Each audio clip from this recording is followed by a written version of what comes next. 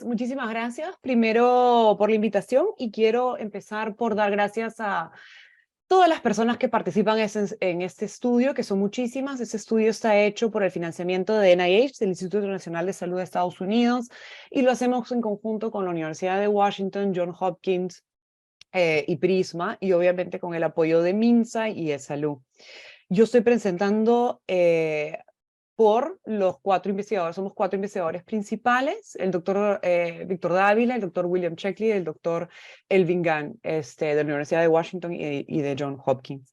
Entonces, el propósito del estudio ANDES es tratar la presión arterial alta y la diabetes en adultos que viven en comunidades de Puno, Perú, a través del cambio de tareas o este famoso task shifting en el Perú.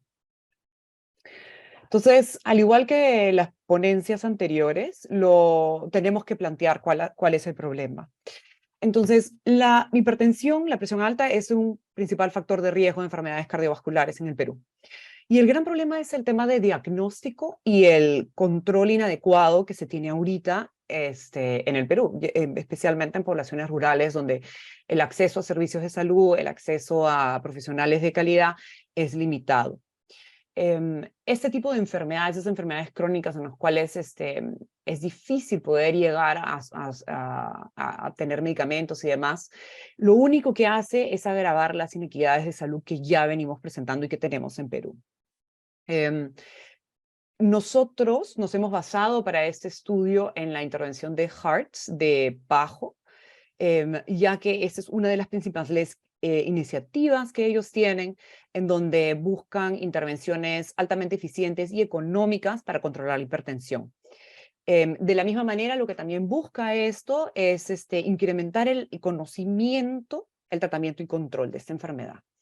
Entonces, nosotros lo que estamos planteando es que a través de un cambio de tareas, o ese task shifting, el agente comunitario de salud, que es lo que también estaba mencionando Magali en la presentación anterior, pueda superar, pueda ayudar al diagnóstico, no al diagnóstico, pero al encontrar personas que están con presión altas, referirlas a los establecimientos de salud y luego ayudarlos a mantener su tratamiento, que es una de las principales problemáticas que tenemos ahora. Entonces, este estudio se está llevando a cabo en Puno, en la región de Puno, que está situado a 3.825 metros de altura. Y lo menciono porque esta altitud, ese nivel donde viven las personas, conllevan a riesgos adicionales. Tenemos un 72% de población indígena, lo que hace que hacer una intervención en un solo idioma sea imposible, ya que tenemos quechua, español y aymara, y esa es una de las principales barreras que tenemos que poder romper. Otra de las grandes problemáticas que tenemos en esa región es que la gran proporción de la población que vive acá continúa utilizando estufas de biomasa, de leña o de estiércol, bosta, que lo único que hace es incrementar los contaminantes dentro del hogar, lo que ya sabemos que también conlleva a un factor de riesgo, son un factor de riesgo para enfermedades cardiovasculares.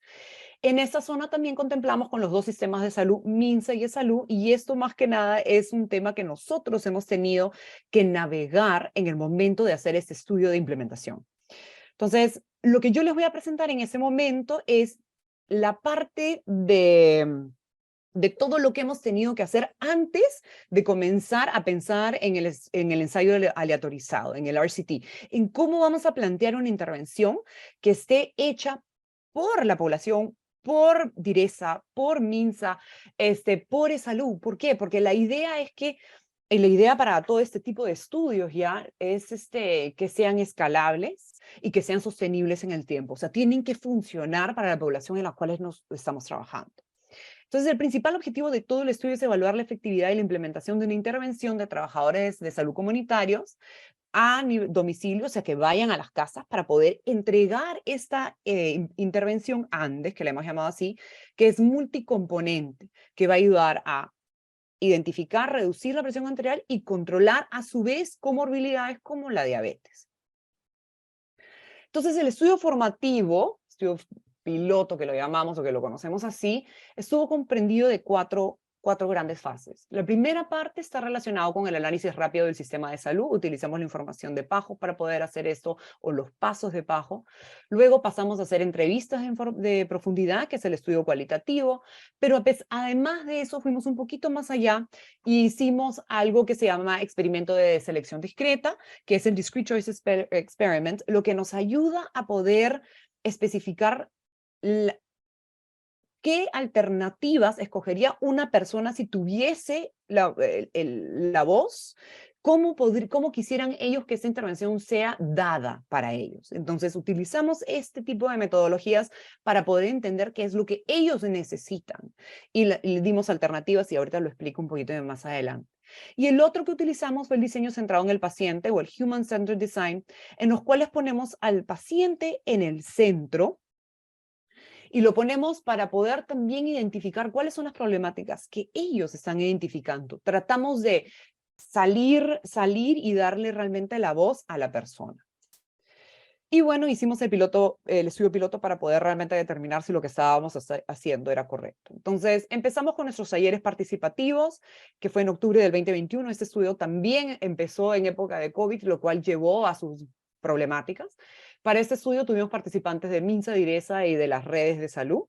Y tuvimos un análisis rápido de 6 prioridades. Estas prioridades eran gobernanza y liderazgo, financiamiento en los sistemas de salud, acceso a medicamentos y tecnologías, personal de salud en sistemas de información en salud y servicios, organización de servicios. Entonces, lo primero que encontramos en el tema de gobernanza y liderazgo es que no se están priorizando las enfermedades no transmisibles. Esa es una.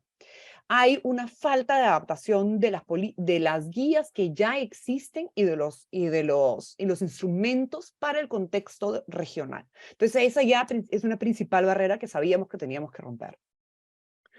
El siguiente es, que está ligado al financiamiento de salud, es que no tenemos realmente noción del costo que es tener una persona con hipertensión, una persona con una enfermedad crónica como hipertensión, y cuánto nos va a costar el diagnóstico y el manejo de esta persona. Entonces, ahí hay falta de información, que también lo estamos abordando a través de un cost-benefit analysis. De ahí lo que tenemos es lo que encontramos siempre,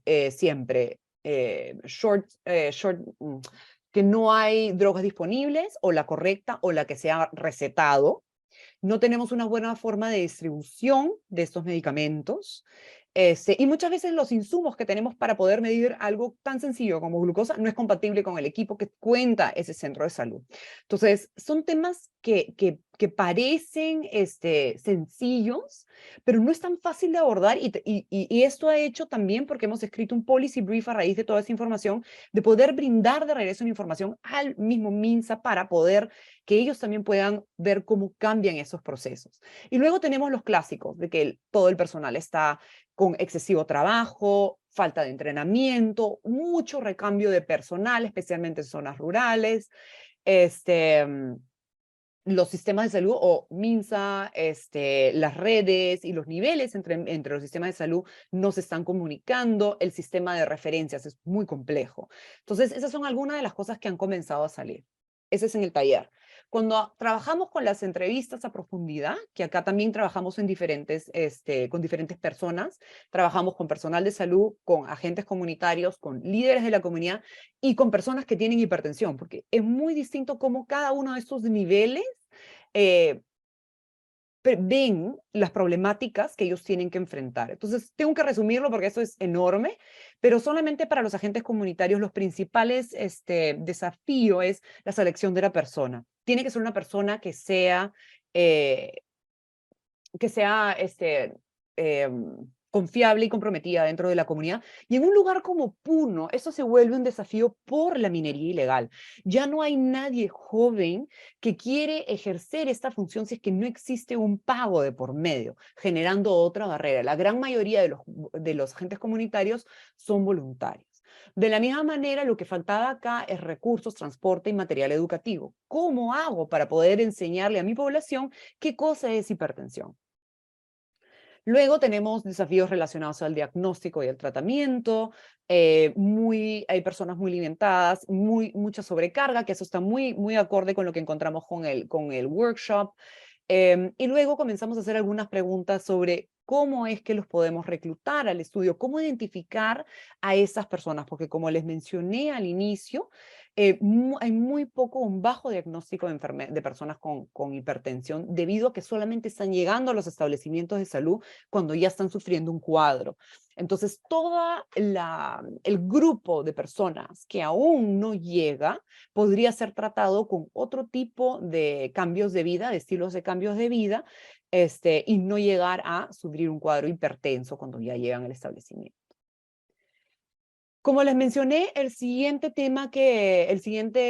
método que utilizamos fue experimento de elección discreta. Se utilizó una encuesta, conseguimos a 155 participantes y lo que nosotros estábamos interesados de saber es cómo dar esta intervención. Entonces era la frecuencia de veces para visitar en la casa y reuniones, lugar del encuentro. A veces estaba la alternativa de hacerlos comunales o hacerlos en el hogar. Acceso a medicamentos, qué temas de educación querían que toquemos, el recordatorio y cómo hacer este tipo de recordatorio y las reuniones. Entonces, lo más importante es que querían que los agentes comunitarios vayan a sus casas y no ir a un sitio público. Que los vayan a visitar una vez al mes y no 2 veces al mes y demás. Querían que los medicamentos vayan a la casa. Y ese es un tema que le hemos dado muchas vueltas porque es difícil llegar a lograr que MINSA, en este caso, que es salud, nos dé la forma de que el agente comunitario lleve el medicamento al hogar. Entonces, hemos tenido que diseñar todo un tema, una complejidad de eh, firmas, hablar con el establecimiento de salud, poder llevar los medicamentos al establecimiento de salud para que la gente lo recoja de ahí. Entonces, hay un tema de desconfianza también entre el agente, el personal de salud, y si es que efectivamente van a llevar los medicamentos a las personas. Ese es un tema central, pero importante. Las personas estaban muy interesadas en temas de dietas y de bienestar, y lo que querían eran recordatorios de la toma de medicamentos vía texto o teléfono. Sin embargo, hemos agregado el tema de calendarios y de pastilleros para que puedan utilizar sus medicamentos. El tercer punto que utilizamos fue el diseño centrado en el paciente, en el usuario, y realizamos 5 sesiones con 102 participantes. Y los temas que salieron son distintos nuevamente en diferentes niveles. Pero creo que lo más importante de recalcar es lo que estamos encontrando en el nivel de paciente.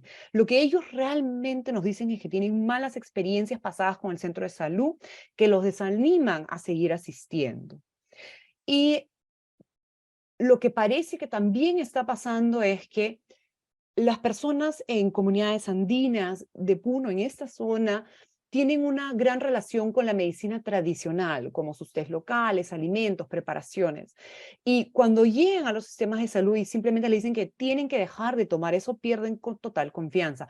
Y lo menciono y lo recalco ahorita también en Épica, porque uno de los componentes importantes es que MINSA reconoce que hay estas experiencias pasadas, pero que no tienen cursos para poder trabajar con sus médicos en buenas prácticas con los pacientes.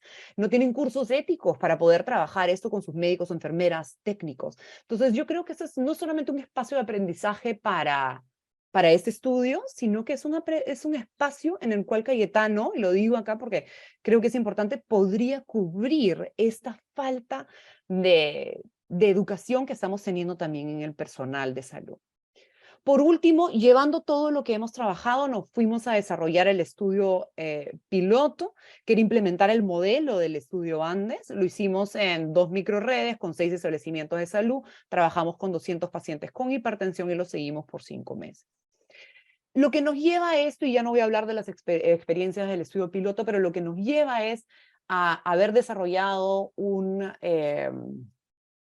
nuestra intervención que está relacionado en counseling, que es asesoramiento de educación en estilos de vida saludables, asesoramiento sobre medicinas, el team-based care, que es que los agentes comunitarios vayan a las casas para poder tomar el monitoreo de presión arterial, capacitar y poder apoyar a las viviendas, a las casas, y luego hacer un sistema de monitoreo mensual y brindarle la información al establecimiento de salud para que ellos también tengan acceso. Entonces es una intervención de varios niveles.